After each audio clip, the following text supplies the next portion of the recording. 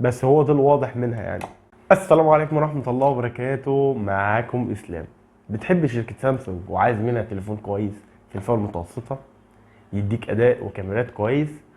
انا النهارده هعمل لك مقارنة بين تليفونين من احسن التليفونات اللي هتشوفها في الفئة المتوسطة، A54 و A35. صح، في الفيديو اللي فات انا قلت للناس انا مقرب اوصل لل1000 مشترك، وفعلا في ناس كتيرة اشتركت معايا وانا مبسوط جدا وبشكرهم جدا جدا جدا. وطبعا اللي اتفرج وما اشتركش وخلاص هنوصل لل1000 مع بعض، ويشرفني ان انتوا تكونوا من ضمنهم.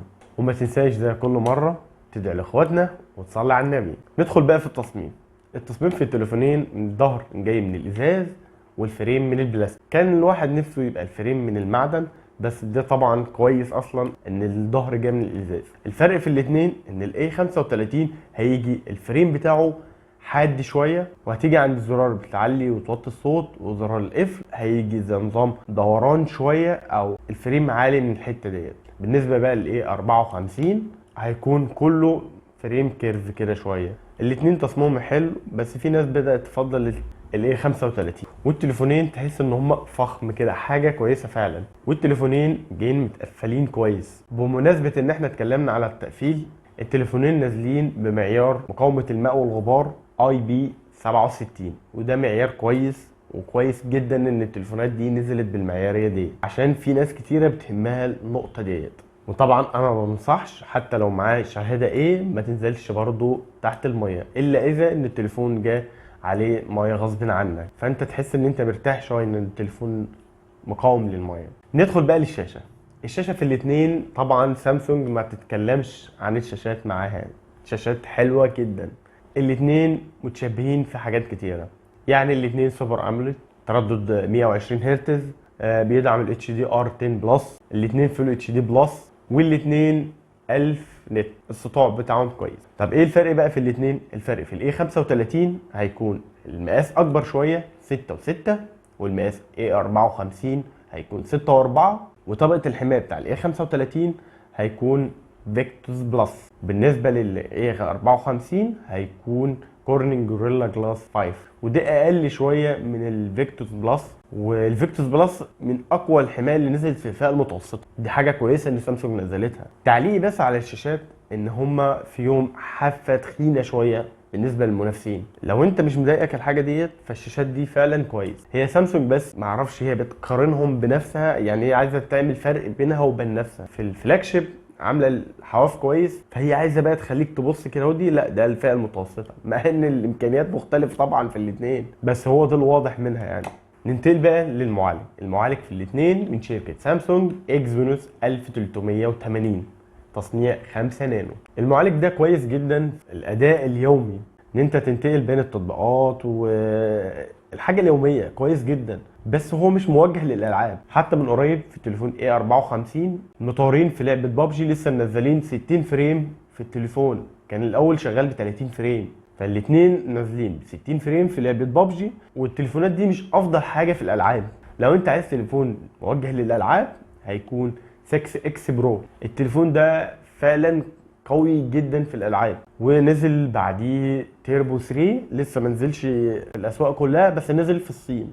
انا عملت مقارنه للتليفونين دول، هتلاقيهم في صندوق الوصف تحت، ويشرفني ان انت تتفرج عليهم. في المعالج دوت التليفون بيدفع حاجات بسيطه من ورا عشان الظهر من الازاز. بالنسبه بقى للكاميرات، في الاي 54 هيكون الكاميرا الرئيسيه 50 ميجا بكسل مع مثبت OIS، والكاميرا الوايد انجل هتكون 12 ميجا، والكاميرا المايكرو هتكون 5. بالنسبه بقى للكاميرا السيلفي هتكون 32 ميجا بكسل. الاي 35 هيكون الكاميرا الرئيسيه 50 ميجا بكسل مع مثبت OIS، والكاميرا الالترا وايد هتكون 8 ميجا بكسل، الكاميرا المايكرو هتكون 5 ميجا بكسل، والكاميرا السيلفي هتكون 13 ميجا بكسل. التليفونين كويسين جدا في التصوير بال 50 ميجا بكسل جدا يعني. والكاميرات دي اصلا يعتبر في الفئه ديت جميله جدا في التصوير دوت، ومش هتلاقي تليفونات كتيره يعني تتفوق عليهم في التصوير، خاصه ان سامسونج الالوان بتاعتها هتكون شارب كده وكويسه كده. والتصوير بزاويه واسعه هيروح للاي 54، والكاميرا الاماميه هتروح برضو للاي 54. الكاميرا الاماميه في الاي 54 كويسه جدا، والاتنين بيصوروا 4K، الكاميرا الاماميه والخلفيه، وانت بتصور فيديو تقدر تتنقل ما بين الكاميرات الخلفيه. فنقطه الكاميرات هتكون افضل في الاي 54، بس ده مش معناه ان الاي 53 مش كويس، لا ده جميل جدا. بالنسبه بقى للسوفت وير، تليفون اي 54 نزل باندرويد 13 وجاله تحديث اندرويد 14، والاي 35 نزل على طول بالاندرويد 14. فالافضليه هنا هتروح للاي 35 عشان هيكون معاه سنه زياده للاندرويد الرئيسي، عشان الاثنين شركه سامسونج معداهم ب4 سنين تحديثات و5 امان. فاللي عايز تحديثات هيبقى الاي 35 خيار احسن. بالنسبه للصوت بتاعهم، الاثنين معاهم ستيريو سبيكر وكويس جدا ومحدش اشتكى منهم. بالنسبه لخاصيه NFC موجوده في الاثنين. بالنسبه بقى للراديو، الاثنين مش موجود فيهم الراديو. بالنسبه بقى للمدخل 3.5 برضو للاسف مش موجود فيهم، ودي حاجه بتزعل شويه عشان الفئه ديت مش بتبقى عايزه تشتري سماعات وايرلس. اخر حاجه بقى معانا هي البطاريه في التليفونين 5000 وكويسه جدا، بس المشكله هنا ان التليفونين بيدعموا لحد 25 واط، ودي حاجه سامسونج انا مش عارف ليه مش راضيه تضيفها لنا، ودي حاجه في سامسونج تضايق. ليه يعني 25 واط في تليفون زي دوت؟ المنافسين بقوا شواحن جباره دلوقتي، ليه سامسونج ماسكه في ال 25؟ ليه يعني؟